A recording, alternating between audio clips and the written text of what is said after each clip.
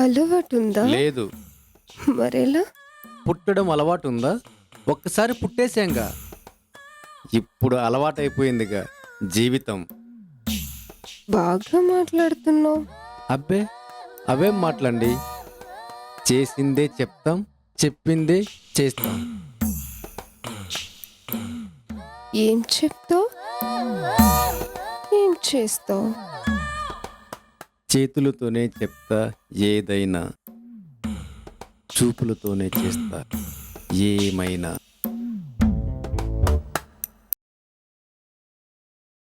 Speed మీదున్నావే. అవును, ఇంకా break వేయడానికి చూడొద్దు. నన్ను మాటలకి పరిమితం చేసి వాడద్దు.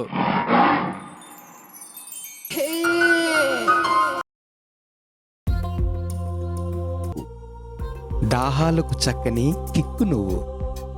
అబ్బా భలే రాసారే. రాయడం ఏంటండి, మిమ్మల్ని చూస్తూ అలా అలా అలా మీ అందాలను ఆస్వాదిస్తూ అవలీలగా చెప్పేశా. అవునా? అయితే మా ఆయన్ని ఊహించి చెప్పండి చూద్దాం. దెయ్యాల లెక్కలో హక్కు నీది, అమాయకుల బుక్కులో వాక్కు నీది, ఆడదాని పక్కలో చిక్కు నీది.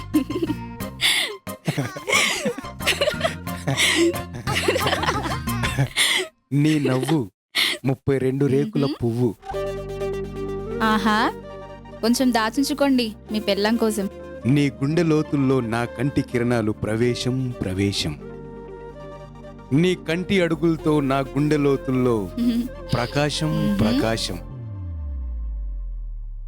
నీ జంట మెరుపుల్లో నా ఊహల సామ్రాజ్యం అతిశయం అతిశయం. నీ ఒంటి విరుపులతో నా ఊపిరి ఉత్తేజం ఉత్తేజం. శృతిలయం శృతిలయం. మౌర్య, అమ్మా దుర్గమ్మ తల్లి, ఉద్యోగం లేక ఇన్నాళ్ళు పస్తులు పడుకున్నాను. ఈరోజు నాకు అవకాశం వచ్చింది. అది తప్పో ఒప్పో నాకు తెలియదు. అన్నీ నువ్వే, కర్త కర్మ క్రియ అన్నీ నువ్వే. ఒసేయ్, నన్నే చంపడానికి చూస్తావే? నేను అందరిలాంటి వెర్రి పప్పుని కాదే. నేను చంపేస్తాను రా. వినాష్, విశ్వమోహన్ కడుపులో కత్తి గుచ్చుకుని చచ్చిపోయింది. నువ్వే చేసావు కదా? లేదు లేదు లేదు, నేను చంపలేదు. లేదు లేదు లేదు. సరే సరే, నేను చూసుకుంటాను. నువ్వు వెళ్ళు. పోలీసులు హడావిడి చాలా ఉంది. ఓకే, నువ్వు వెళ్ళు.